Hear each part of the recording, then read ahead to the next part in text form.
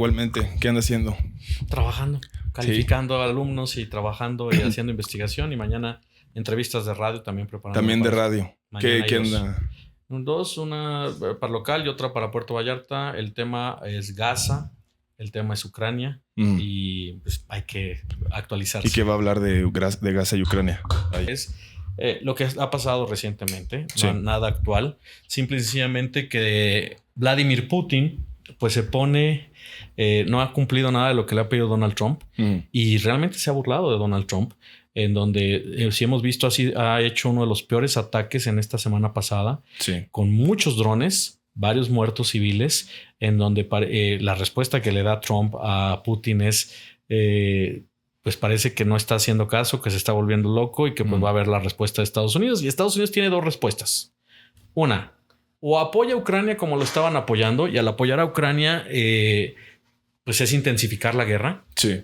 O se sale de la guerra y le deja toda Ucrania para Rusia, y con esto como consecuencia pues los ataques que pudiera tener Vladimir Putin hacia, si se queda con Ucrania, imagínate, ya ahí corre peligro Finlandia, Estonia, Letonia, Lituania, Polonia, Moldavia, etcétera. Porque pues lo que hemos visto es que Putin realmente tiene una cuestión expansionista que muchos criticarían y te dirían, pero es que esa es la visión desde Occidente, y es que uno ve las noticias desde Occidente. A final de cuentas, Ucrania era un país independiente.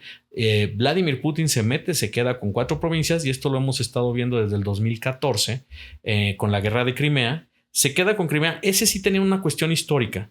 Antes de 1960, Crimea era ruso, pero Nikita Khrushchev, ex líder de la Unión de Repúblicas Socialistas Soviéticas, se la da como administración a Ucrania, pues eran el mismo país y era más fácil administrarlo desde Ucrania. Entonces, ok, lo tomas. Pero las otras 4 provincias, la justificación es que hablan ruso, que es una comunidad más prorrusa, y sobre todo el discurso que traen en Rusia, por mucho que lo digan, es que una bola de fascistas, llamando a Volodymyr Zelensky fascista, se quieren aprovechar el neonazismo, el fascismo de ese país, y que por eso no lo iban a permitir, donde había discriminación contra ucranianos de tradición rusa, y que por eso se quedaban. Pero con esto los ataques que hemos visto han sido muy fuertes, e incluso la frase que da Donald Trump es estamos jugando con egos, y egos muy fuertes como Vladimir Putin o como Volodymyr Zelensky.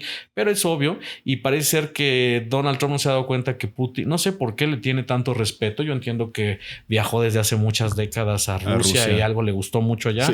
Creo que puedo decir, las rusas quizás le hayan encantado, pero a final de cuentas eso no justifica pues todo lo que han hecho contra lo que están haciendo.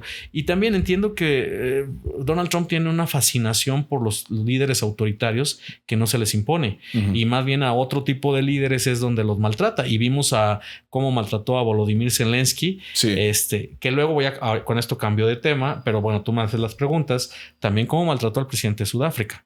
Es decir, cómo le gusta, nada más que la respuesta del presidente sudafricano fue de risa, pues él tuvo el control, poca seriedad, pero esto molestó mucho a Donald Trump. Y por ejemplo, ¿qué conviene más para, o sea, en general, que Estados Unidos se vuelva a meter en el conflicto? Creo que para los intereses occidentales es detener a Rusia en el sentido, de que no se expanda más hacia la otra parte de Ucrania, y mucho menos que llegue a las fronteras de la Unión Europea. Ahí lo que hemos visto es que hay que entender la geopolítica a nivel global. Y vimos que Donald Trump desde su primer mandato se pelea con la Unión Europea. Por ejemplo, unas maltratadas que le daba la señora Angela Merkel, nada más que Angela Merkel le sabía responder muy bien, una mujer brillante. Pero ya vemos que, por ejemplo, logró hacer Vladimir Putin lo que pocos gobiernos han hecho, que por ejemplo Suecia o Finlandia, que se han mantenido neutrales, que bueno, Finlandia ha tenido conflicto tanto con Suecia como con Rusia históricamente, se metieran a la OTAN por defensa. Y estamos hablando de países entre comillas pacíficos que pues la amenaza de Putin es tan fuerte que dijeron, preferimos meternos a la OTAN, están dentro de la OTAN, y el análisis europeo de que también a veces ha sido exagerado, que ya veían cuando ataca Ucrania también que cuidado porque viene una tercera guerra mundial y demás, y que les decían que tuvieran víveres y demás, desde acá, desde América lo veíamos tranquilos, o sea, sí hay algo de delicado en esto, pero que se meten a territorio ucraniano y que en Europa da miedo, pues se entiende lo que está generando. Y algo que también a veces no observamos es lo que Alemania se está militarizando. Desde la Segunda Guerra Mundial no habíamos visto una Alemania tan militarizada. Ahorita está haciendo tanques, ¿no? Y se está armando, no lo estamos observando, pero está rearmándose. Y no porque le tengamos miedo a Alemania, sino más bien en legítima defensa frente a una amenaza rusa que amenaza al continente, y que aquí Estados Unidos los quiere dejar solos y no entiende su papel en la geopolítica global, que es aliados. Él lo ve como un hombre de negocios donde dice, es que estamos perdiendo dinero. Sí, pero ese dinero te lleva a otras condiciones que son hegemonía, que es economía. Tus empresas están ganando gracias a esa economía. Y tampoco está observando esa alianza. A ver, en este mes de mayo, vimos el pasado 9 de mayo, cómo Vladimir Putin hace el desfile de el Día de la Victoria. Sí. Y que pedía una tregua. Esa tregua fue muy ligerita, y por eso ahorita vemos el desquite en estos últimos días de Putin. Pero todos los países que visitaron, los líderes mundiales que estuvieron con él, muchas dictaduras. Pero la alianza Xi Jinping, Vladimir Putin, que la quieren poner de manifiesto, sí es real. Sin embargo, no es tan real como a veces quisieran, porque a final de cuentas hay discrepancia, diferencia, y en varias cosas no se ha apoyado del todo, porque hay que analizarla. Yo ya tengo varios años viendo cómo Rusia y China se están juntando. ¿Y por qué? Porque por mutua conveniencia, como dicen, aquí es lo que te conviene. Sí. Y entonces vemos cómo Rusia y China, pues militarmente a China le es conveniente lo que tiene Rusia, y económicamente a Rusia le es conveniente lo que tiene China. Y vemos también los recursos naturales que tiene Rusia, de gas, petróleo, etcétera, que se los puede vender a China, la compra. Y en esta estrategia, van muy amigos, pero a final de cuentas es no tan solo hegemonía. Sin embargo, por ejemplo, la cuestión en Siria, en otros lados, Rusia no ha recibido el total apoyo de China, pero se quieren mostrar esa integración, y ha habido condecoraciones de un lado a otro, mientras que por el otro lado nos metemos con Trump y la hegemonía no la ve, y a su mejor aliado, que es Canadá, que con Canadá no debería de haber problemas, lo agarras amenazándole que te va a ser el estado número 51, donde Canadá se tiene que defender, golpea muy feo a quien ya venía en caída, porque iba a haber un cambio normal, que era Justin Trudeau, y sube el nuevo primer ministro. Y vemos también en esta semana cómo Canadá tienen que invitar al rey. Creo que en 3 ocasiones el rey ha sido quien abre las puertas del Parlamento canadiense, la sesión. Y esta fue la tercera, en donde los canadienses estaban muy contentos de que fuera el rey Carlos III, que lo tocara por toda la ceremonia que representa, incluso el discurso gubernamental que da el rey Carlos III de Canadá, hace levantar el simbolismo de los canadienses de el nacionalismo. No somos Estados Unidos. Sí. Y los que conocemos Canadá y Estados Unidos vemos que no es lo mismo. Hay una diferencia enorme. Desde tú entras a la frontera de Estados Unidos, ya hay una violencia muy grande, y te metes a Canadá, y en Canadá es otra estructura, es otra forma.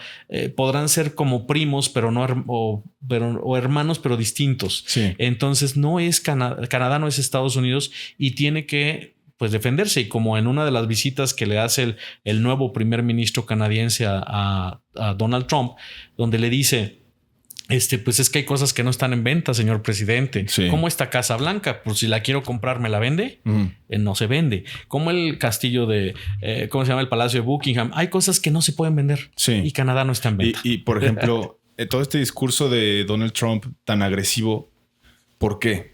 O sea, o cree que en serio quiere todo lo que está diciendo, lo quiere hacer como Canadá, el Estado 51, todos los aranceles mundiales que puso, o va más como por la raya de querer algo más? Mira, aquí hay que meternos con dos líneas, dos formas de entender. Una, hombre de negocios. Entonces, Sí. ¿cuál es la forma de un hombre de negocios? Presionarte, amenazarte, acorralarte para lograr lo que él quiere. Sí. Entonces, amenazándote de una forma absurda, de lo más fuerte, como que va a ser el Estado 51.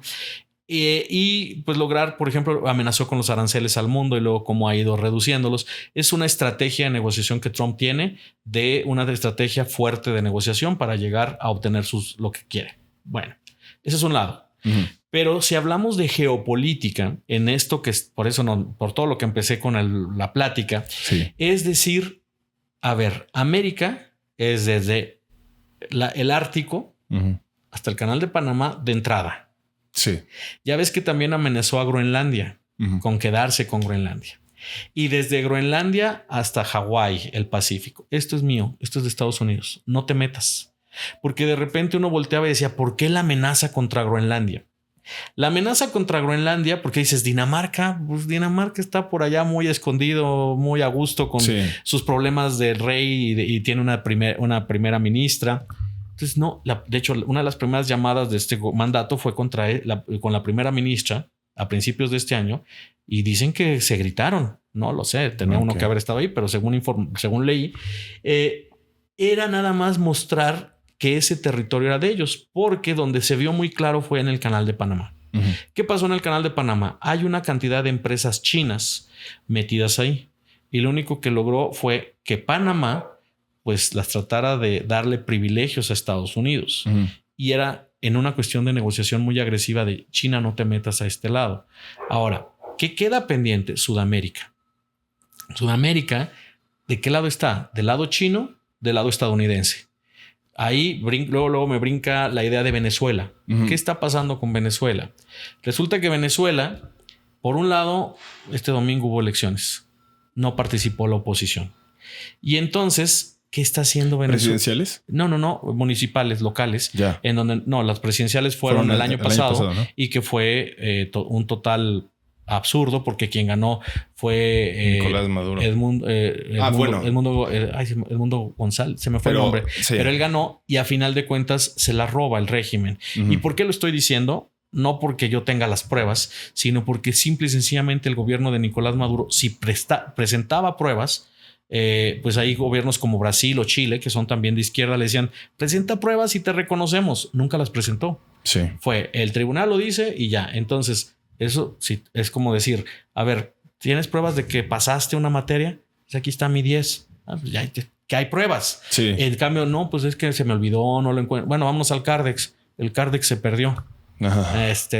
Ya no tenemos. Necesitamos pruebas. Y esto no lo hizo Nicolás Maduro. Entonces, por eso digo que la oposición sí mostró pruebas. Entonces, al mostrar las pruebas, bueno, y ahí hubo como una negociación en donde, si mal no recuerdo, Texaco de Estados Unidos tenía que operar iba a operar en Venezuela. Pero luego llegó el gobierno de Trump y le prohibió estas concesiones. Y apenas envió un enviado mandó un enviado a Venezuela. Y este enviado lo único que logró fue, pues que Texaco pudiera operar alguna que otra, pero no se le ha hecho nada a Venezuela. Entonces, por ese lado ahí está. Y te hablaba también del pasado 9 de mayo. Sí. Nicolás Maduro estuvo en Moscú. Ah, sí. Ahí estuvo en Moscú Nicolás Maduro con Vladimir Putin, en donde dices, ¿por dónde está jugando? Pero bueno, ahí está Venezuela y está Cuba. Sí. Pero luego, por el otro lado, también resulta que en Perú, y aquí me meto a qué están haciendo, está el puerto del Callao, que es muy importante, pero hay un nuevo puerto. Se me olvida el nombre del puerto, pero es un nuevo puerto. Que acaban de ser este año, ¿no? Lo inauguraron. Lo inauguraron. Ajá. Y que es totalmente para China. Sí. Y que China lo está operando. Y que desde ahí va a haber una cuestión de movimiento, de comercio de todo Sudamérica con China, porque ahí no hay una línea. Hasta ahorita no hemos visto a un Donald Trump peleándose con Perú, con Dilma Boluarte. Sí. Aunque ya hubo confrontación con el vecino Colombia. Sí. Por los migrantes, que ahí también fue totalmente innecesaria que Gustavo Petro se mete. Entonces, Sudamérica en particular, vemos que por eso la amenaza fue hasta Panamá. Ajá. Sudamérica ahorita se está moviendo en un sentido y otro, porque ahí también me meto con Lula da Silva. Lula da Silva ha sido muy cauto Y Brasil, desde que metieron los aranceles, luego analizaron qué está pasando con México, porque si no a ellos también les puede ir mal, aunque la dependencia brasileña de Estados Unidos no es como la mexicana. Y vemos a un Lula da Silva que parece muy prudente, en el sentido de con Venezuela, con Estados Unidos no se ha enfrentado del todo. Bueno, sí ha habido amenazas, Ajá. pero lo vimos parado en Moscú también, Sí. por las famosas BRICS. Y entonces lo vemos en ese juego. Y por el otro lado, Chile. Chile es una izquierda también muy interesante, en donde ha sido muy prudente. Boris, el presidente Boris de Chile, y donde vemos que, pues, de hecho, él alguna vez vino aquí y decía, ahora entiendo por qué tardan tanto las mañaneras de López Obrador, porque entendía que aquí es mucho discurso y no tanta operatividad como él está acostumbrado. Uh-huh. Entonces, vemos una América Latina donde un Donald Trump quiere controlar todo, amenaza con aranceles, pero ahí brinca un Milei, en donde un Milei totalmente de derecha, aliado de Donald Trump, que hay un dato interesante. Está creciendo más Argentina que México, por ejemplo. Pero ¿qué indicadores? Ahorita, por ejemplo, el Fondo Monetario Internacional, al único país que le dejan recesión es a México, 0.3. ¿Y por qué? Por una serie de factores. Primero, las amenazas de Trump, de los aranceles, que ahorita fueron revocadas por un juez en Estados Unidos. Y no se han dado en México. Estamos en que sí, que no. Luego viene lo de las remesas, del 3.5% al cobro de remesas, que es bueno, todo en México, aunado a lo que vienen las elecciones de la reforma judicial, que no le está dando certidumbre jurídica a las empresas. Pues obviamente México empieza a perder el crecimiento o la inercia que traía, aunque lo digan de los gobiernos liberales que había antes, había una inercia, entonces llegaba inversión, pero aquí en San Luis Potosí, por ejemplo, todos los proyectos de zona industrial se detienen y no vemos proyectos que crezcan, mientras que en Argentina, que iba todo mal, de repente llega Milei con sus reformas que no son nada populares, pero que ya el Fondo Monetario Internacional y Banco Mundial empiezan a dar, o no ellos, sino las calificadoras, empiezan a decir, estos bonos en Argentina empiezan a crecer. Sí, pero... Adelante. Por ejemplo, ahí en Argentina, por ejemplo, yo veo un analista argentino que dice que sí, que obviamente no van a entrar en una recesión parecida a los otros países de Latinoamérica y la inflación va a bajar. Pero, por ejemplo, cosas como las pensiones a los adultos mayores, la educación pública, todo eso está... Bueno, no sé, o sea, es mi percepción. Sí. O sea, yo lo que te puedo decir es que aquí estamos por dos modelos. Uno, el modelo que va en cuestión de apoyar a las clases más desprotegidas. Dos modelos aquí en América. En el general. Bueno, en el mundo en general. Vámonos ahorita en América. Milei, vamos a hablar de Argentina para no complicarnos. Interesante. El modelo de Kirchner. Uh-huh. El modelo de los Kirchner era dar apoyo. Ok, eso yo creo que nadie estamos en contra del apoyo. Uh-huh. Y el modelo de Milei, quitarlo totalmente y meternos al neoliberalismo, al liberalismo, en donde haya empresas y haya empleo. Anarcocapitalismo. ¿Perdón? Anarcocapitalismo, pues. Bueno, narco, no sé anarco. ¿Cómo? Anarcocapitalismo. Anarquía, ok. Anarquía. O sea, quitar. Sí, porque como lo estás diciendo suena anarco y dije, espérate, eso va por otro lado. Anarquía. Pero anarquía. Ok, anarquía. Okay. Pero neoliberalismo. El liberalismo económico, donde es laissez-faire, laissez-passer, dejar hacer, dejar pasar. Sí. En donde en esa anarquía, digo, no anarquía, sino en el liberalismo, que ahora luego fue como neoliberalismo. Son dos modelos y que, por ejemplo, aquí en México, a ver, estaba hablando de Argentina, brinco a México, pero luego regreso. En México se tenía la cuestión del neoliberalismo y el neoliberalismo surgió desde Salinas, Carlos Salinas de Gortari, hasta Peña Nieto. Okay. Porque, bueno, estoy en el discurso. Porque luego en el discurso entra Andrés Manuel López Obrador y él dice que es enemigo del neoliberalismo. Y yo siempre con ustedes les decía, vamos a ver los 10 puntos del consenso de Washington. Los 10 puntos que llevaron al neoliberalismo, que el consenso de Washington surge en los 80 con Ronald Reagan y que dice, es para disminuir la carga económica, la carga de deuda de los países latinoamericanos. Sí. Y vemos los 10 puntos y resulta que en la mayoría de ellos López Obrador Fue muy preciso y muy puntual. Sí. Pues no que era enemigo del neoliberalismo y a la hora los cumple. Bueno, es en el discurso. Entonces ahorita entramos en un juego, por ejemplo, que entró López Obrador, de ayudar a los más pobres. Ajá. ¿Quién se va a oponer a eso? El apoyo a la gente en México sí se opone a todo eso. A ver, el apoyo a la tercera edad. Sí. Yo creo que ahí nadie dice nada. Alguien lo dijo. Ok. El apoyo a lo que se llamaba ninis y que hoy dicen ya no les digan así, es discriminación. Pero sí es literalmente dinero para gente que no estudia ni trabaja. Esto fue en un momento, traían todo un programa en donde sí se les da. Yo no conozco tampoco, pero ustedes son los que me dicen. De hecho, yo siempre les pregunto a los alumnos, ¿y tienen beca? Y me decían, no, profe, pero alguien de mi colonia, pues siempre me decían, no lo sé, o ahí de cómo está, pero a lo que voy es en el discurso. Tú ves, por ejemplo, aquí en México, ¿por qué gana Morena?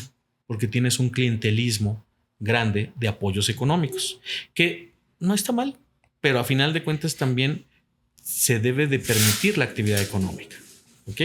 Y aquí en México llegamos ahorita, bueno, híjole, no debería meterme, pero lo comento. Vemos a la CENTE en estos últimos 14 días como fue un aliado de López Obrador, fue aliado de Morena, y ahorita vemos a la CENTE manifestarse porque quiere un 100% de aumento salarial y quiere que se regrese a la reforma, que se abrogue o que se quite la reforma del ISSSTE del 2007.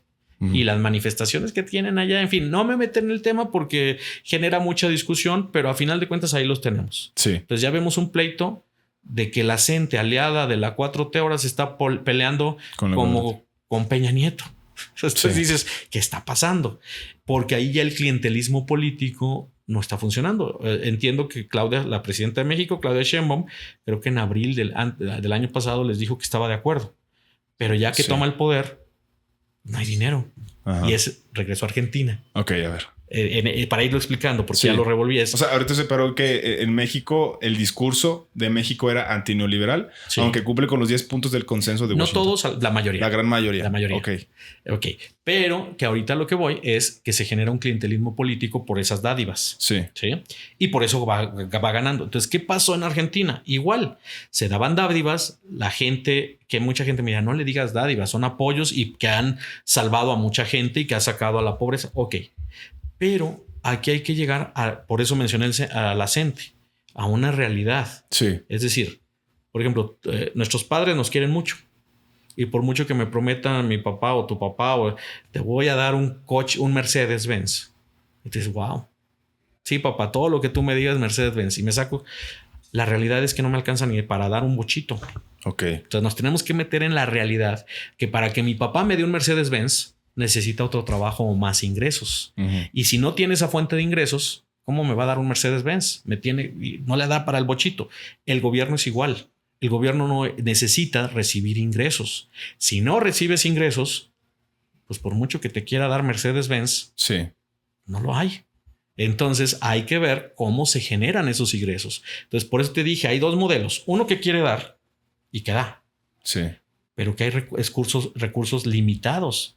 Por mucho que quieras dar, no puedes estar dando y dando. Y lo peor de todo es golpeas a los empresarios que son los que te generan esos ingresos. Entonces debería ser un modelo equilibrado en donde generemos ingresos y al mismo tiempo repartamos esa riqueza. Pero nos fuimos en dos modelos. Uno, genera ingresos y haces una clase muy rica, muy alta, que no comparte con los pobres.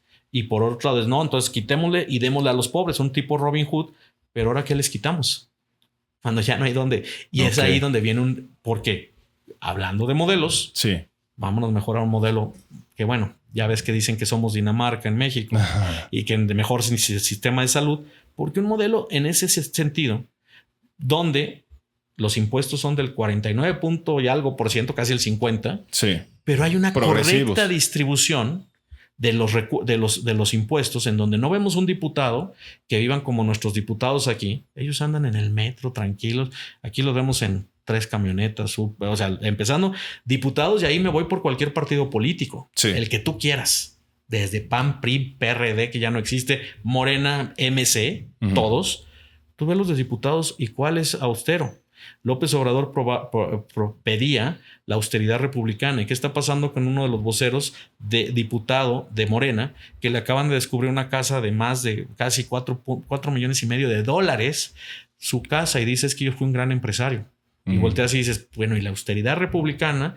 Entonces, el que sea, vemos que no es justo. O cualquiera de los gobiernos, no menciono estados porque luego nos metemos en problemas, pero cualquier estado, ves, pues son de Morena. Entonces, sí, qué bueno que dan recursos, pero al mismo tiempo vemos el saqueo del propio estado y el vínculo también con la delincuencia organizada. ¿Y esto cómo lo contrapone con el ejemplo de Argentina? Argentina. Me meto con los Kirchner. Qué bueno que me regresas al centro. Sí. El kirchnerismo sube cuando el señor Kirchner recibe un país en crisis económica. Recordemos la crisis del año 2001, donde estaba Carlos Saúl Menem, también con este neoliberalismo muy parecido al periodo de Salinas, donde había un tipo de cambio de un peso argentino por $1. Era en el año 99, por decir algo. Ir a Buenos Aires era muy caro. Sí. Te salía más caro que a veces Nueva York y boom, no lo pudieron sostener. Vienen las devaluaciones, viene la crisis argentina. En un periodo de 3 meses o 6 meses, hubo 5 presidentes, cambiaron a uno, a otro, hasta que Kirchner llega.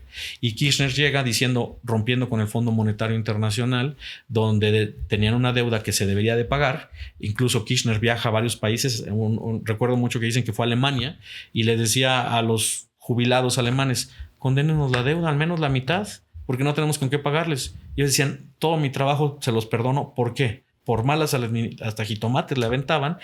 Este rompimiento lo hace que de una u otra forma sostenga el país, la economía se mantiene en hilos, controlando, por ejemplo, tipo de los $300, etcétera, y que esto dura desde 2001 hasta 2015, que llega Macri, en donde Macri dura 5 años, de 2015 al 2020, y Macri le exigen que resuelva todo lo que hizo los Kirchner, donde había gasto de más. Ejemplo, tú vas a Buenos Aires y hay un museo precioso en donde muchos argentinos me comentan, no me consta, de que decían gasto y gasto, igual con la corrupción que mencioné de México. Mucho de esta corrupción, muchos kirchneristas se hicieron millonarios. Millonarios, y gente que vivía muy bien, en donde daban millonarios, pero el país no tenía crecimiento. Más que ahora sí que explotándolo. Y entonces Macri lo pierde y otra vez regresa los Kirchner, con Roberto Fernández y Cristina Fernández de Kirchner como vicepresidenta, pero ya les es insostenible porque la economía se les cayó y entonces llega un outsider, Milei, donde, a ver, nadie justifica a Milei, tampoco lo justifico de repente, pero llega lo opuesto. O sea, creo que estamos viviendo un mundo en donde pones es una sola moneda. Nada más que tienes tienes este frente o este. Y de ese lado me voy los Kirchner de un extremo, Milei del otro extremo. Los Kirchner también con la corrupción que hubo, saquearon el país en muchas cuestiones. Milei, yo no digo que no es nada popular, si es popular, por algo ganó. Pero hoy en día su popularidad ha reducido mucho. Todas las políticas en contra de la población, como quitarles todos estos apoyos, son de tajo que se habían acostumbrado. Y entonces los neoliberales lo ven como muy fuerte y creo que esas transiciones hacen mucho daño. Y no, o sea, ok, entiendo el punto, pero no creo que no pudo haber otra manera de no haber implementado un cambio tan radical que afectara a tantas personas. Mira, es que de la clase baja, porque son los que más están sufriendo. Ahí estamos en los extremos, Argentina. Ok. Pero tomemos países vecinos, Chile o Brasil. Brasil estuvo gobernado por la izquierda. Una izquierda que en el 2003 llega con Luis Ignacio, me voy más atrás, con Cardoso. Cardoso, que fue un hombre también neoliberal que dejó sentadas las bases económicas de Brasil muy bien. Y llega un Luis Ignacio Lula da Silva, líder sindical. La gente al principio en el 2003 le tenía miedo a Lula. ¿Por qué le tenía miedo? Porque creían que iba a ser este izquierdista, que iba a hacer toda una serie de movimientos como lo hizo aquí López Obrador. Resulta que no. se comportó como una persona muy prudente en la economía, en donde ahí fue cuando surge el término BRICS, Brasil, Rusia, India, China, después en el 2010 Sudáfrica, que economías emergentes, porque lo que logró hacer Lula, sacar a 30 millones de pobres e insertarlos en la clase media. Sí. En México todavía no podemos. Creo que cada vez la clase media se está reduciendo. De la pobreza se ha salido pobreza extrema y se ha reducido un poco la pobreza, pero según datos del Coneval, pero sigue el problema. Y en Brasil lograron hacer eso. Lula da Silva entendió el crecimiento económico y viajó a China, al mundo, abriendo la cuestión económica y el desarrollo económico, pero también con planes sociales. Muy equilibrado. Sí. Entonces Lula continuó. Cuando vino el problema del periodo de Lula, porque él duró 2 periodos, ya fue con Dilma Boluarte. Duró 2 periodos antes y luego vino Dilma Boluarte, perdón, esa es de Perú. Esta Dilma Rousseff. Okay. Dilma Rousseff tomó las riendas del país. Sí. Pero ahí ya la corrupción prendió con Dilma Rousseff. Y entonces le hace el Congreso un golpe. Y entonces ponen a un presidente nada agradable. Pero entonces ya la derecha empieza a tomar el poder y sale alguien como Bolsonaro. Sí. Y Jair Bolsonaro lo mete él totalmente muy parecido a Milei, donde ahí, por ejemplo, me meto el tema de la ecología. Era triste porque no permitió muchas cosas permitió más bien que se deforestara con la zona amazónica y todo lo que tiene en Brasil, haciendo declaraciones exageradas, y todavía cuando pierde las elecciones le quiere hacer un golpe de estado, tomando Plan Alto y muchos, todos vimos lo que hizo en Brasilia, y otra vez regresa Lula da Silva, que claro, lo metieron a la cárcel también a él. Y dicen, bueno, no sé, pero dicen que Lula tiene una intención después de la cárcel. Ahí no lo sé, pero sí lo metieron a la cárcel injustificadamente. Ahí sí me atrevo a decir que fue injustificadamente. En donde dices, iba a ganar. Entonces lo sacas y lo metes a la cárcel. Y ahí a dónde llego con Lula, a que retoma el país. Y te repito, me parece prudente el señor. Me parece otra vez. Acabo de estar en Brasil hace un mes. Viví en Brasil y estuve hace un mes en Brasil y te puedo decir que... Excelente. A ver, no excelente. Pero muy bueno. La criminalidad existe. Sí, las favelas y toda la seguridad. Me dio tristeza porque empecé a ver también que el narco opera. Sí. Entonces eso hay que tener cuidado, pero nada que ver todavía no como México.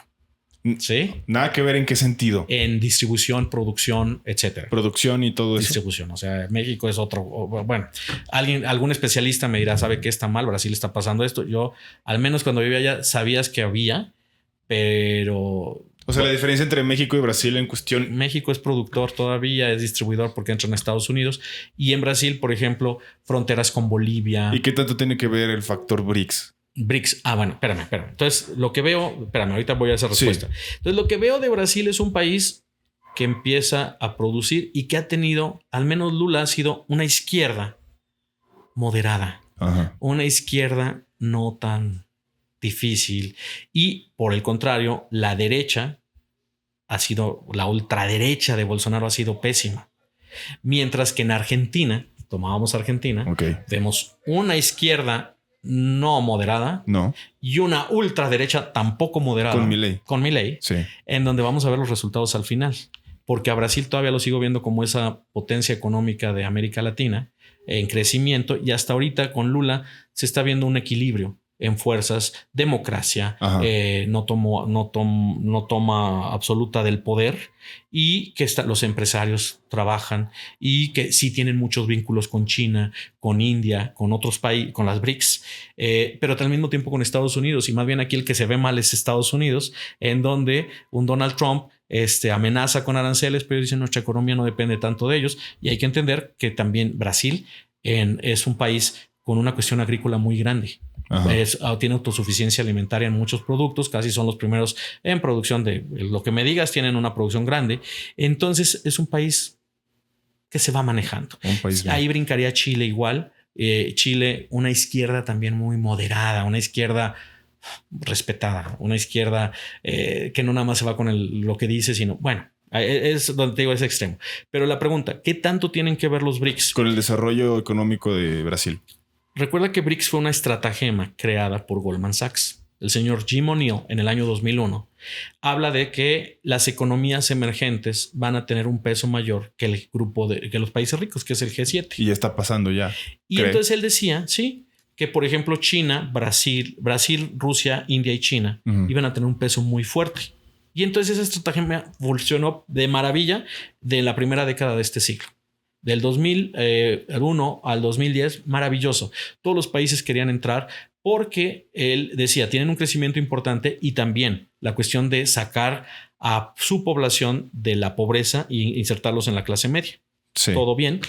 Pero ya en la siguiente década vemos que ya tiene una cuestión política, porque en un principio Brasil, Rusia no tenían ni geográfico ni regionalmente esa unidad, ni tenían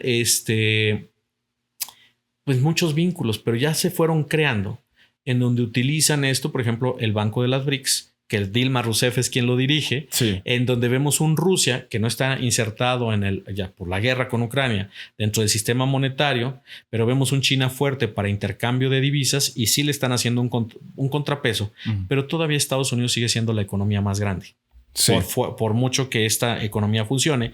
Y me atrevería a decir que el no tener todos los huevos en la misma canasta es lo que le ha ayudado a Brasil, porque tiene una economía más diversificada que la nuestra, tiene autosuficiencia alimentaria y su industria me acuerdo que Lula en su primer periodo le dijo a Felipe Calderón, dice, ¿quieres tener crecimiento? Dice, vete a China, India, diversifícate un poquito. Nuestro 80% de nuestro comercio es con Estados Unidos. Sí, pero y no lo podemos hacer. Por el TEMEC, la cláusula que viene en el TEMEC. Por el TEMEC y por la distancia. A ver, si tú eres empresario y el mercado más grande es Estados Unidos, de aquí de San Luis a la frontera, ¿cuánto hacemos? No, sí, como 10 horas. 10 horas. Y ya te sabes las leyes, los reglamentos. Ay, no me digas que tengo que exportar a China. Primero, en China no compra. China vende. Sí. Entonces, es muy difícil. Ayer estaba viendo la balanza comercial con China.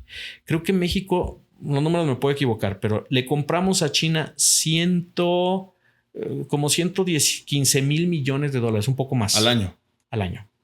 Y le vendemos solo 9 mil. Hay un déficit de 110 mil millones de dólares. Sí. Es decir, no le estamos vendiendo nada. Es que ningún país le está vendiendo nada. Entonces, más que Rusia. Bueno, que ahí siempre que me preguntan qué le podemos vender a China, yo diría, recuerden que en China hay 100 millones de millonarios.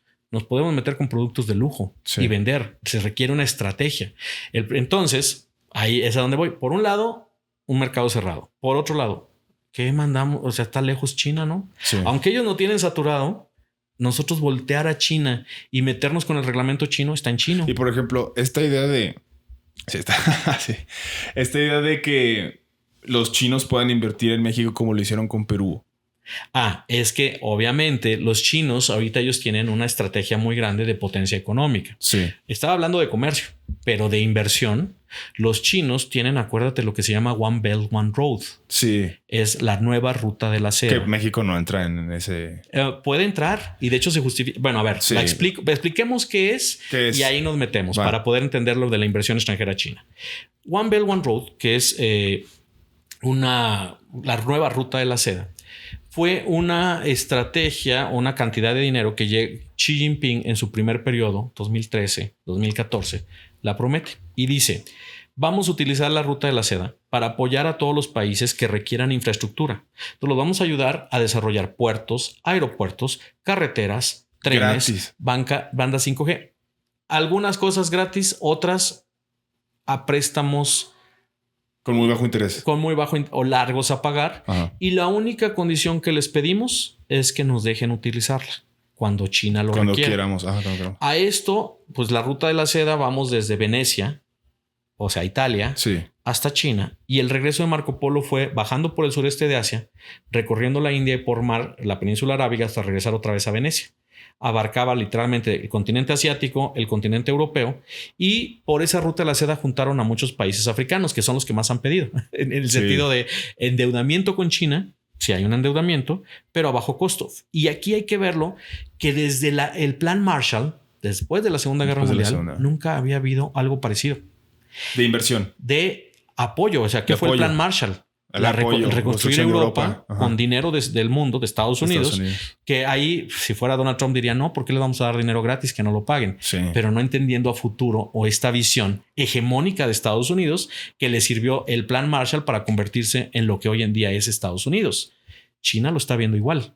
Entonces China dice, metámonos con China el One tiene Belt esa visión de ser una potencia económica a futuro, con proyección, sabiendo que este dinero que van a meter les va a redituar en el, no, a lo mejor no en el corto, mediano y largo plazo.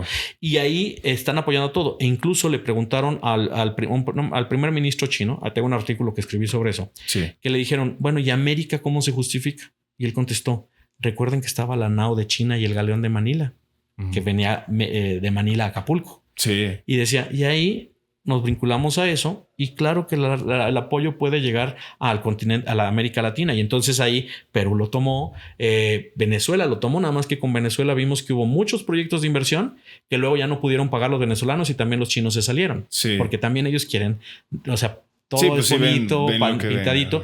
Y ellos, por ejemplo, fíjate, con el canal de Panamá que Donald Trump empezó a golpear y que sí lo sacó, a ellos poco les importó porque ahora están desarrollando puertos dentro de Brasil para conectar a través de los ríos brasileños el comercio y los puertos de ese lado. Obviamente Brasil no es como para un canal, es lo más ancho que hay en el continente americano, pero lo están utilizando. Entonces ellos están buscando estrategias para meterse en otras partes del mundo. Y para esta influencia de One Belt One Road, ellos están invirtiendo. Tengo ya muchos años como profesor y yo al principio, hace algunos ayeres, les decía, cuidado porque ahorita China nos satura de productos baratos. Bueno, ¿cuántas transnacionales chinas conocemos? Ninguna. Le digo, ellos ya, y esto te lo decía en el año 2000 y algo, y ya viene la proyección de China para el 2020, que ya estamos en los 20, que los grandes fábricas o las grandes marcas chinas se puedan conocer. Y ahorita si te pregunto, antes, hace 20 años, no sabías ni cuáles había. Menos, 10 años. No sabíamos. Ahora, todo el mundo sabe que es BYD, Huawei. Todas las marcas chinas empiezan a posicionarse y traen esta estrategia. Entonces, para ellos invertir, imagínate, venir a México. De hecho, BYD iba a poner una planta aquí en México. Pero no lo dejó. Y llegaron, es que no nos interesa. No, pero ellos llegaron diciendo, no nos interesa el mercado estadounidense. Con el mercado mexicano es suficiente. Y no lo hicieron. Y no lo hicieron porque obviamente les interesa el mercado estadounidense. Sí. Y es lo que Donald Trump, ¿por qué ha golpeado a México? Porque dice, muchas empresas chinas han aprovechado a México para entrar a Estados Unidos. Ejemplo, hay en Monterrey, hay una planta, no Monterrey, es uno de la zona conurbada. Hay una zona industrial de puras empresas chinas. Y esas empresas se establecieron ahí estratégicamente para venderle a Estados Unidos. Y es lo que a Donald Trump no le gusta y está golpeando para que se detengan. Entonces, esta geopolítica es la que está pegándole a China, pero China sabe la ventaja que tiene de invertir. Con México ha tenido, hablando particularmente de inversión extranjera china, me voy a una breve historia. Primero, México fue de los primeros en reconocer a la República Popular de China. Nos regalaron los ositos panda. Y después de eso, México con inversión extranjera ha recibido las empresas chinas con el cuidado de no afectar a Estados Unidos. Bueno, ahí recordemos que en el año cuando entró Peña Nieto querían hacer el Dragon Mart en Cancún. Sí. Y que por cuestiones ecológicas lo suspendimos. Y ahí, de hecho, recuerdo que Xi Jinping visitó Yucatán. Ellos no hablan no son directos, sino más bien con símbolos. El haber visitado la península de Yucatán era apoyo a Dragon Mart, pero aquí los empresarios mexicanos dijeron no y pum, para afuera.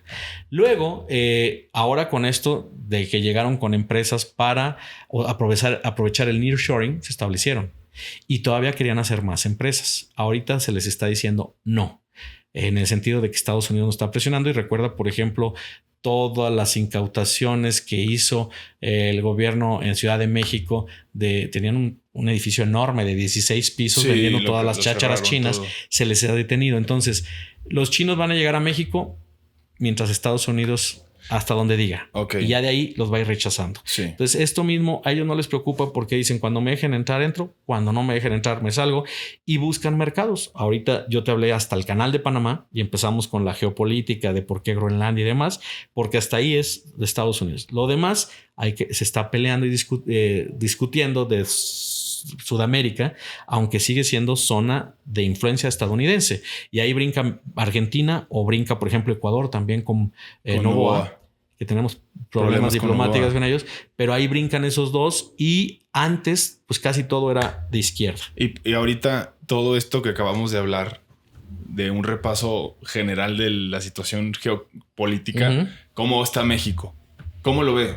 O sea, obviamente hay un tema con la... ¿Cómo lo ve usted? A México en particular. A ver, dentro de la geopolítica, México no tiene la libertad que estábamos hablando de Sudamérica. Entramos dentro de la hegemonía norteamericana, nos guste o no. ¿Por qué? Porque somos frontera con Estados Unidos. Y aunque pongan ahí un muro, a final de cuentas, la economía estadounidense nos va a necesitar. Requiere mucho de mano de obra barata. Ni modo. Hablaron incluso cuando llegó Trump este año de que un acuerdo comercial, porque viene la renegociación del TEMEC. En un mes, ¿no? No se ha dicho, pero en este año. Y si no, forzosamente 26. Pero ya viene la presión para la renegociación del Tratado de Libre Comercio México, Estados Unidos, Canadá. Y México entra en esta zona. Si no, fíjate la presión que hay. Aquí la dificultad va a ser la cuestión. Bueno, para México, en la geopolítica, no tiene hacia dónde moverse. Ya está de facto con Estados Unidos. Por la cuestión geográfica. Sí. Si hubiera algún, por ejemplo, ahorita que preguntas, nada más que voy a mezclar más temas y a ti te gusta mucho eso. Sí. Por ejemplo, Donald Trump tiene muchas ganas de mandar unos drones a México. Sí. ¿Por qué? Porque aquí está el narcotráfico. Entonces él necesita espectáculo para que su base electoral digan, wow, está haciendo algo. Entonces imagínate unos drones estadounidenses en un laboratorio de fentanilo o algo así, pues es mediáticamente maravilloso para él, pero eso sí distanciaría a México de Estados Unidos muy feo. Entonces la cuestión, de hecho en el primer mandato lo quiso hacer, lo pudieron detener, ahorita esperemos que lo detengan, porque en ese sentido sí entraríamos en unas relaciones distantes, muy, muy distantes, pero que desafortunadamente nos perjudicarían por la cuestión de dependencia económica que tenemos con Estados Unidos. O sea, ahorita lo dije de broma, pero pues soy mexicano, no me gustaría que sucediera eso. Y creo que el gobierno tiene que jugar bien esa situación. Mientras no suceda eso, México va a tener que alinearse todo lo que ha hecho con Donald Trump. Eso es políticamente hablando. De geopolítica, en el sentido de se les entregó a los narcos, detener a, ¿cómo se dice? A lo que están haciendo ahora sí, porque estábamos en la política de abrazos, no balazos. Entonces, a ver, geopolíticamente regreso. No podemos, alguien decía, metámonos a China, metámonos a las BRICS. No se puede. De hecho, a México se le invitó a las BRICS. Sí, pero y López Obrador rechazó, entendiendo la geopolítica. Entonces, no tenemos otra.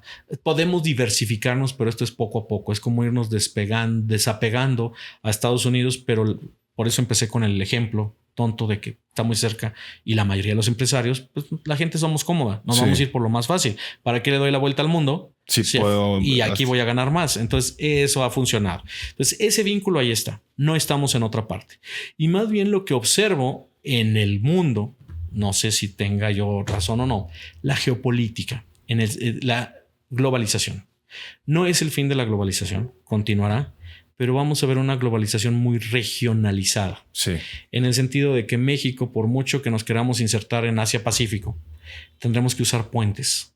Porque estamos en Norteamérica, la región norteamericana. Y esto que estoy diciendo lo dijo López Obrador en Washington, o sea, de que estamos vinculados. Y a final de cuentas, esa geopolítica pues nos vincula con Estados Unidos. Sí. Aquí más bien hay que estar acostumbrados a cómo capotear a Donald Trump. Hasta ahorita, sí, mi reconocimiento a la presidenta de México. Ha sabido negociar con Donald Trump. Muy duro. No es fácil. Y no cualquiera lo puede hacer. A Ebrard a negociar lo del impuesto a las remesas. Ahí va a ser difícil porque hay que entender que es una ley que no nada más habla de las remesas.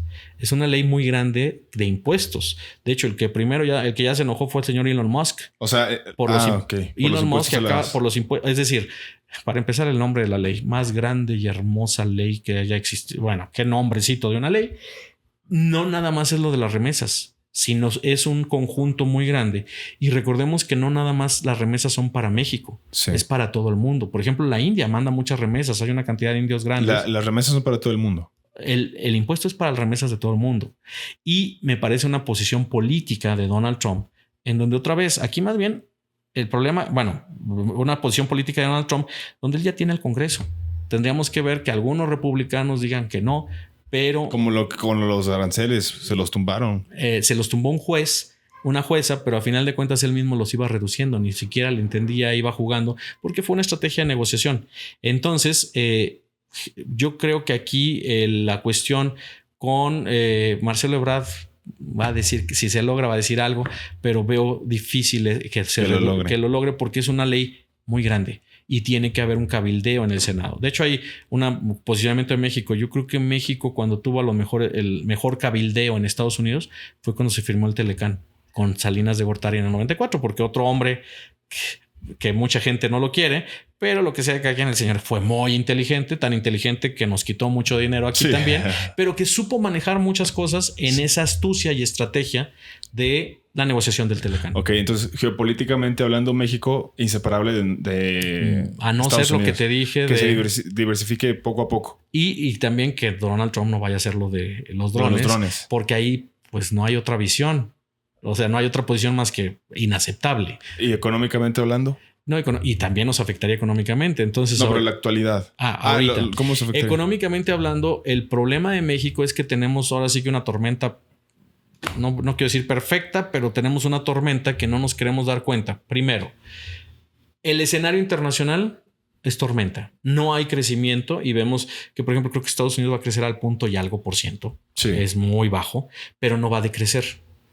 Y el problema de México es las amenazas de Donald Trump de los aranceles, que ahí los mercados le han ido entendiendo. Con todo y eso vemos la fortaleza del peso, sí, que se ha sabido defender porque las políticas económicas o monetarias han sido neoliberales, las han sabido proteger y defender. Y bueno, hasta ahí va. Pero esto aunado a la política interna, no se ha querido ver, ni se quiso ver, que la cuestión de la reforma judicial perjudica la inversión. Y eso es lo que nos tiene en el punto 3 hacia abajo. Aunado a que tampoco se hizo mucho con relación a la delincuencia y al narcotráfico. Y que frente a, como no se hizo nada, hoy el estigma de México es, pues ya se empieza a hablar de la posibilidad de un narcogobierno. Y eso aunque no sea cierto, porque yo no tengo las pruebas para demostrar nada, ya el estigma es muy fuerte para nuestro país. Con esto de la reforma.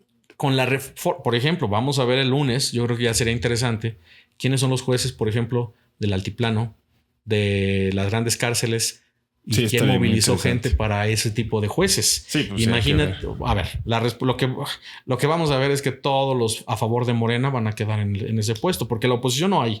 Y la oposición no hizo su trabajo porque hay gente muy decente que ahorita está candidateable, pero ¿quién la conoce?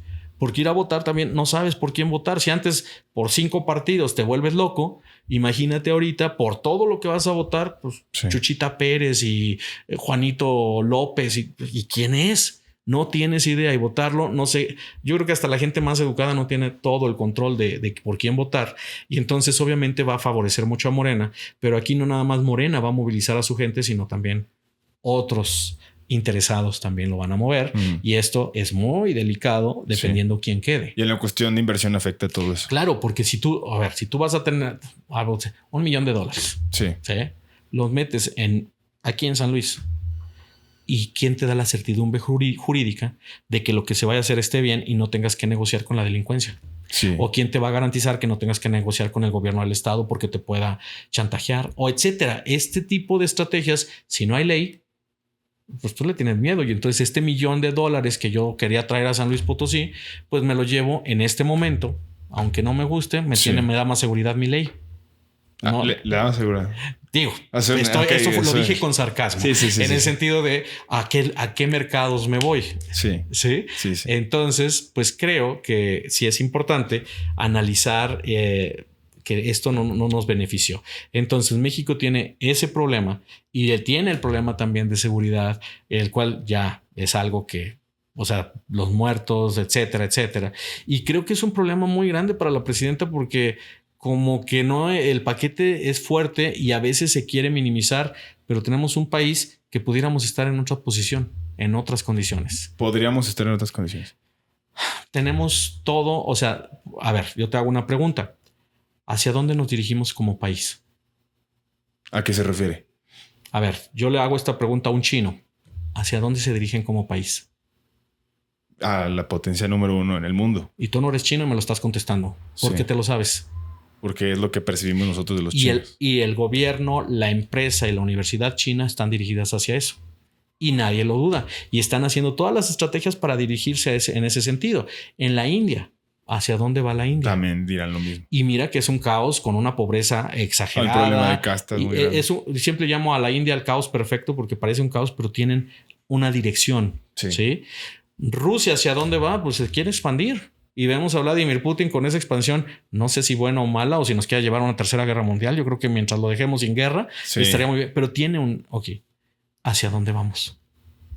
¿México? México. Y la respuesta es, no sabemos. Porque todos nos hablan que hacia un mejor país. La 4T es un mejor país que el que teníamos. ¿Realmente es un mejor país? Ahí hay muchas respuestas. Entonces, nosotros no tenemos esa dirección y ese rumbo. Por un lado, los empresarios quieren hacer dinero y lo que quieren son reglas claras para hacer dinero. Sí. El gobierno, ¿qué quiere? De repente se mueve en un sentido, en otro, parecen amenazas. Entonces, el gobierno, por ejemplo, el pasado, ¿qué proyectos teníamos? La refinería de Dos Bocas, el Tren Maya, el AIFA. Ni siquiera podíamos hacer un aeropuerto de primer mundo, aunque por mucho que nos lo vendan y premios, no está operando. ¿Por qué no tenemos esa visión de hacia dónde queremos ir? Yo creo que seas de izquierda o de derecha, queremos un mejor país. Y hablar de país es un mejor país con mayor seguridad, con crecimiento, con riqueza, con justicia social. Creo que eso cualquier ser pensante de este país y que ame a su país lo quiere. Sí. El problema es la visión de hacia dónde lo estamos encaminando. Y lo triste de esto, porque sí es triste, es regreso a la primera plática. Tu papá te quiere dar un Mercedes-Benz y no tiene dinero. Hay que generar los recursos. Y para eso hay algo que admiro de los chinos. El pragmatismo, más que la ideología. En América Latina y particularmente en México caemos en un sistema de ideología. Uh-huh. Pero una ideología que de repente no entendemos, porque una cosa es la ideología de izquierda, que prometió mucho Andrés Manuel López Obrador, pero que luego vemos las inconsistencias que tiene este sistema, donde hablábamos de ¿cómo se llama? De austeridad republicana y vemos que gente no estaba ahí, donde se atacó tanto al PRI y al PAN y a los priistas neoliberales que también están ahí, sí. Donde por ejemplo ahorita la reciente pleito del Fobaproa entre Zedillo y la presidenta Sheinbaum, perdón, ¿cuántos perredistas están? ¿Cuántos morenistas fueron beneficiarios del Fobaproa? Hay varios. Entre ellos Saldívar, entre ellos la diputada. Porque ellos tenían... Ellos defendieron, por ejemplo, Saldívar a muchos de los beneficiarios del Fobaproa. Hay varios. Sí. Entonces, tú me hablas de un país que queremos, pero al mismo tiempo el sistema muestra sus inconsistencias. Hoy estamos viendo un morena, que son muchas morenas, porque hay incluso antagónicas y vemos ya hasta los pleitos internos que hay. Entonces, ahora sí que divide y vencerás. Seguimos siendo un país, como siempre, desde que nació, un país dividido y no hemos aprendido a ser pragmáticos, en donde nuestro pragmatismo, tú eres de izquierda, tú eres de derecha, pensamos diferente, pero coincidamos en lo que beneficia al país. Y aquí hemos sido un país que se reconstruye cada 6 años y voy a destruir eso. ¿Por qué? Porque tú lo hiciste y me caes mal. Sí. Espérate, pero hizo algo bueno, nunca lo hemos rescatado. Ahorita estamos igual y por eso puse hace rato el ejemplo de la CENTE. Llegamos al poder, pero ya no somos iguales. Ahora me lo prometes. Okay. Espérate, vamos por el... Entonces, ¿cree que 6 años no es suficiente? No, porque si te diría que no, me dirías, entonces necesitamos un dictador que nos dure más años. No necesariamente necesito un dictador. Yo creo que 6 años son suficientes. Es un buen tiempo. Pero creo que en esos 6 años debemos de aprender a hacer lo que el otro hizo bien, a rescatarlo y a construir un país encaminados A ver, yo en este país no he visto un estadista que unifique a todos como estadista por el bien del pueblo. Al contrario, veo unas tremendas divisiones en las cuales todos caemos. Yo personalmente también, porque la pasión te gana y eres un ser humano. Pero a final de cuentas no he visto un líder. O bueno, López Obrador fue un líder. Nadie lo niega. Pero él tenía todo para unificar. Todo. Él tenía el apoyo, o sea, unificar al pueblo. Y más bien lo dividió. Hubo divisiones más profundas. Sí. Y no, sí fue un líder. Bueno, entre la oposición y... No, pero a final de cuentas unir. Es decir, vamos a jalar porque es por el bien del país. Y no, al contrario, se fue contra la clase media abiertamente, donde decían eso ni entienden y demás. Y donde dices, espérate, pero es que hay formas de convencer.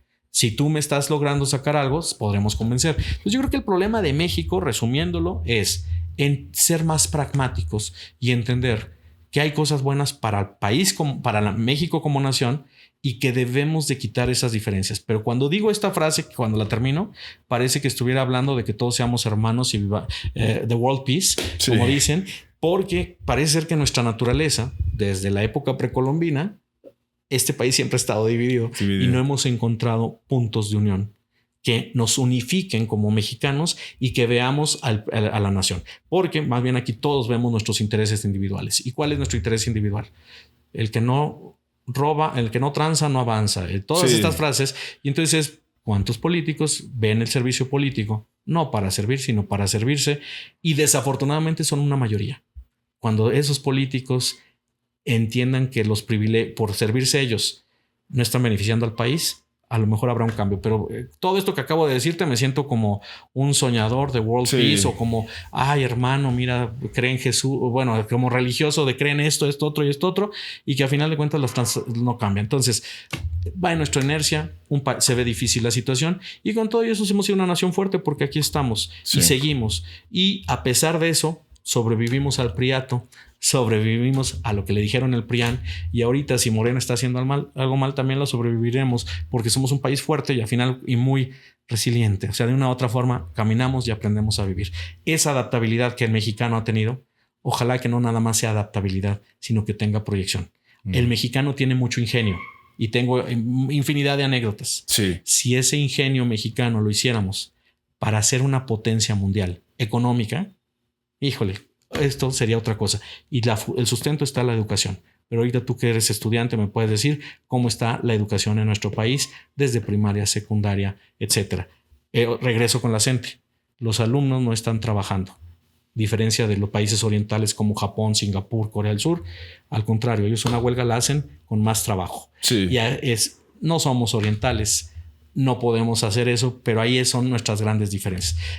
Y concluyo en la pregunta. ¿Por qué China es una potencia? ¿Por qué Estados Unidos es una potencia? Ya no se puede. Siempre me han dicho, hubo una generación que se sacrificó. En Estados Unidos ve las generaciones que se han sacrificado. Por ejemplo, en la Segunda Guerra Mundial, ¿cuántos estadounidenses murieron por sus valores? En China me voy con la Revolución Cultural. Fue una generación que sufrió muchísimo.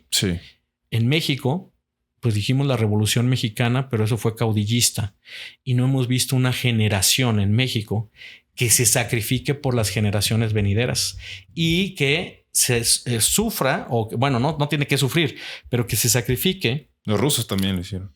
Claro, para que las siguientes generaciones tengan un mejor nivel y calidad de vida. Todos hemos sido muy cómodos, conformarnos en donde estamos y pues hasta ahí. Yo creo que se requiere una generación completa que entienda que hay que trabajar para que sus hijos y nietos vivan mejor. Pero ¿cuánta gente diría pues, que se sacrifiquen ellos? Yo estoy muy bien así como está el sistema. Creo que ahí está el problema. Sí.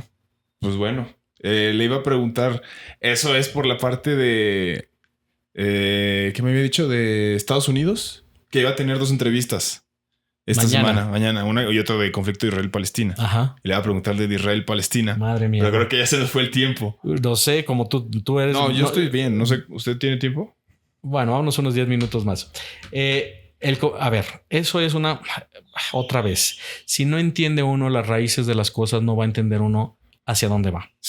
El conflicto árabe-israelí tiene Híjole, mira, no quisiera explicármelo, pero tú que tuviste clases conmigo, me voy rápido. Sí, igual. Tenemos que irnos a un antecedente en el conflicto árabe-israelí que es religioso. Sí. Y a la gente no le gusta hablar de religión, pero tiene que ver con Abraham. ¿En qué sentido?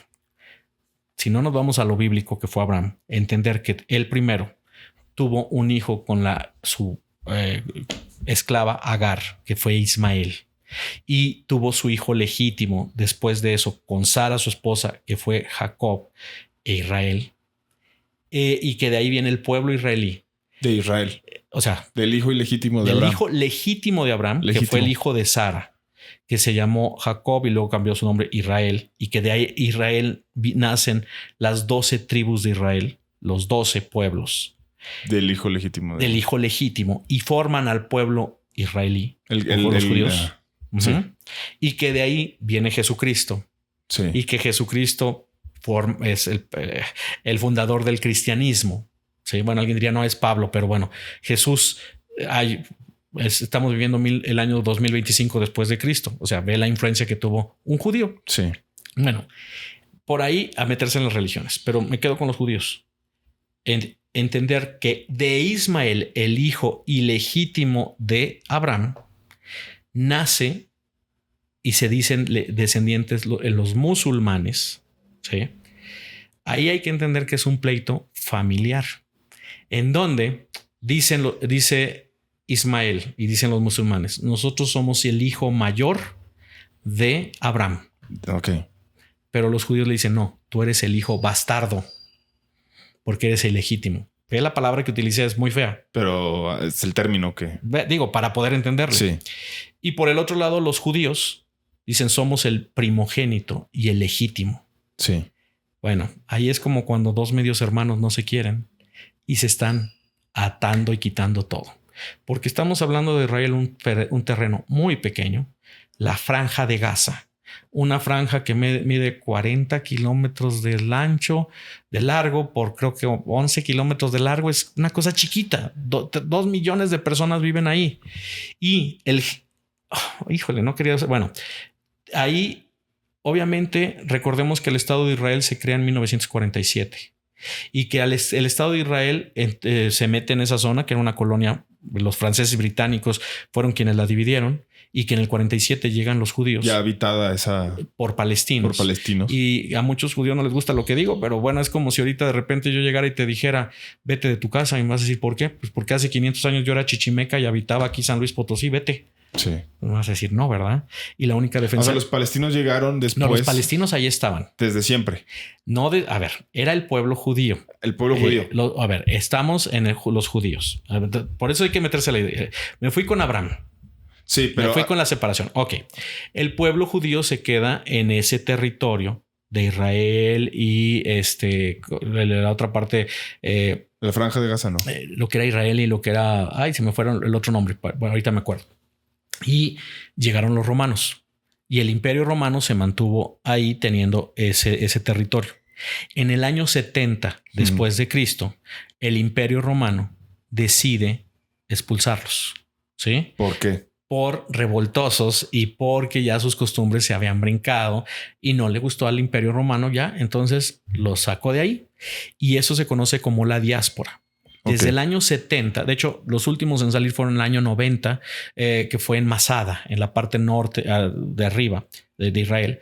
Y entonces en el año 70 se van, pero ellos siempre mantuvieron sus costumbres y su tradición. Entonces ellos mantuvieron su religión, su costumbre y sobrevivieron 2000 años.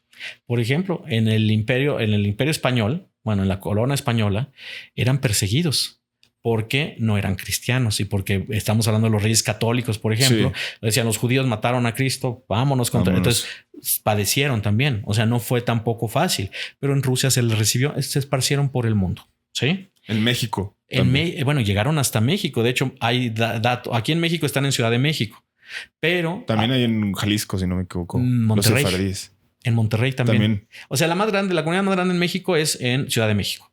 Pero incluso cuando vas al norte, Monterrey, que es muy próspera, te dicen es que aquí se creó con la estrella de David, porque los primeros que llegaron, el gobierno español, el virreinato, les dio facilidad de llegar y te hacen toda una historia de por qué y de lo progresistas que son. Estaban ahí en el este. Entonces ellos estaban en el 70 y se van por el mundo. Ok, empiezan a ser perseguidos. La peor persecución que recibieron fue el holocausto nazi, que eso nunca debe suceder. Mis respetos al pueblo judío, porque realmente eso es inhumano. ¿Qué hizo el señor Hitler contra los judíos? Bueno, y entonces se termina la Segunda Guerra Mundial. Y ahí hay que entender que también en Estados Unidos los capitales son de origen judío, los grandes capitales. Entonces y también en el Reino Unido y demás. Y entonces, ¿qué hacemos? Y ellos ya decían, queremos regresar. Y entonces en la Biblia viene lo que es Israel. Entonces llegan a esa zona de Palestina. Sí ha de haber habido algunos judíos que estuvieron ahí, pero muy pocos. No eran tantos que estuvieron en esa zona. Y entonces de repente a los palestinos los fueron replegando. Sí. Y con esto, pues la defensa de los palestinos, ¿cuál fue? ¿Cómo se llama? Jamás.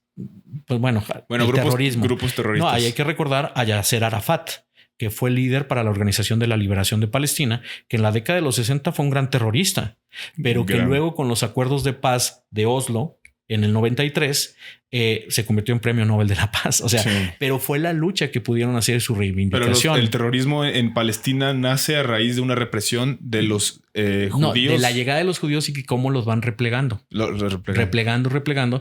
Y la única defensa es, a ver, los judíos llegan con dinero y con armas. ¿Cómo te defiendes cuando alguien llega con... No, pues sí. Entonces lo que encontraron fue una rebelión que fue el terrorismo. No se justifica, pero se entiende. Y entonces en esas cuestiones la única forma en que han visto cómo defenderse. Pero tengo una pregunta. Y ahí, espérame, ¿no? Para acabar con esto. Ahí apoyados, por ejemplo, Hamas. No estoy justificando lo que hizo Hamas por nada. Jamás lo justifico. No lo justifico. Sí. Pero entonces Hamas ahora esto se complica más porque reciben apoyo de un país de Irán económico. Para Hamas. Para Hamas. Sí. Y entonces lo que hizo Hamas en el pasado 7 de octubre del 2023 no tiene nombre. Se meten a un territorio israelí, matan a 1,200 judíos de una forma cruel. O sea, no hay forma de justificar eso. ¿Sí? El problema es la respuesta que da Israel. Y es una respuesta... Que son más de 1,200. Más de 100,000. Bueno, más de 50,000 muertos. Y niños, más de 100,000 heridos. Niños, donde ya volteas y dices, a ver... Si quiero entender a los judíos, entendamos. Los judíos de una forma dicen es que si no acabamos de esa forma no acabamos de nada. Porque, o sea, tienen escudos humanos el grupo terrorista y actúa como terrorista. Ok.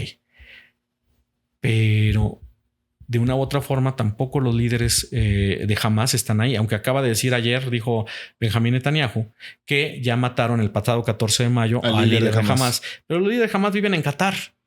Entonces volteas y dices es que tampoco es ya inhumano porque hay gente que no tiene nada que ver en esto. Y para concluir con lo que me preguntaste hacia por qué surge y en qué condiciones estamos, ese niño que vio morir a su hermanito, a su mamá, a su papá, a su familia, ese niño que ahorita era inocente y con estos ataques es la futura semilla del terrorismo de la siguiente década. Si es que no terminan con todo el pueblo palestino. El problema es alguien sobrevivirá ahí y si no los pueblos árabes están viendo y esto genera odio porque también el niño israelí que vio que mataron a su pariente también. Entonces aquí ya estamos hablando de un odio muy profundo que a un niño que vio eso, por mucho que de grande le quieras explicar que eso no estuvo bien y que no hay que la violencia genera más, no va a entender porque se genera odio. Entonces, ¿qué es lo que nos estamos llevando? Pues ahorita, como dijo, y todavía Donald Trump burlándose de ellos, diciendo que quiere hacer un gran resort en Gaza y demás, llegamos a una cuestión en donde ahorita Gaza es un caos y una solución muy difícil. Y ahí entonces, como dices, que vamos a apoyar a un genocidio de matar a 2 millones de palestinos, obvio no, porque también se nos olvida que ellos, los de Gaza, tienen vínculos con Cisjordania y en Cisjordania hay más palestinos que no apoyaban a Hamas, pero que sí están viendo también. Lo que le están haciendo. Es un cuento de nunca acabar. ¿Y dónde estaba? Y esos palestinos que están ahí antes de que regresaran los judíos a esas tierras, ¿cómo llegaron ahí? Ellos, a ver, recuerda que esa parte era parte del Imperio Otomano.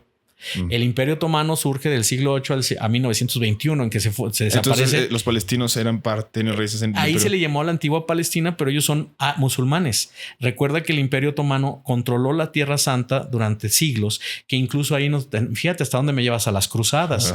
Aquí San Luis, rey de Francia, San Luis IX, fue uno de los reyes que atacó a las cruzadas y donde muy hábilmente el Imperio Otomano decían, vengan los cristianos, les cobramos impuestos, pero los dejaba entrar algunos cristianos y algunos judíos, pero a final de cuentas, quien dominaba eran el Imperio Otomano. Sí. Y no cayó sino hasta 1921, en donde ya quien se administró del 21 en adelante fueron británicos y franceses. Y ahí fue donde ya regresaron los judíos, pero ellos estuvieron ahí por siglos. Ok.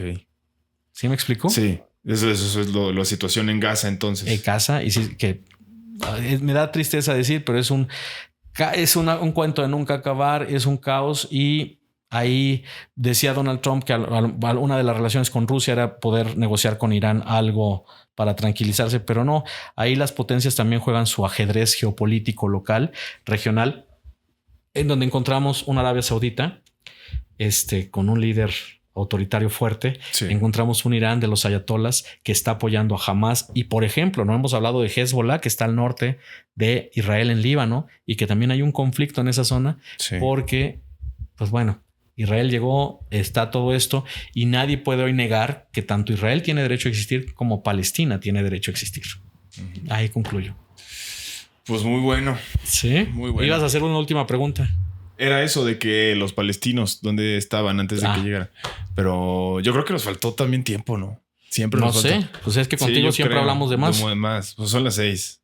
Sí, ya creo que ya. Un placer. A tus órdenes. Me dio gusto platicar contigo. Igualmente, y otra plática yo creo que sería. Ya cuando tú me digas otros temas. Otros temas. Vale. Ya ves, no podremos parar. No, gracias. Al contrario, mucho gusto.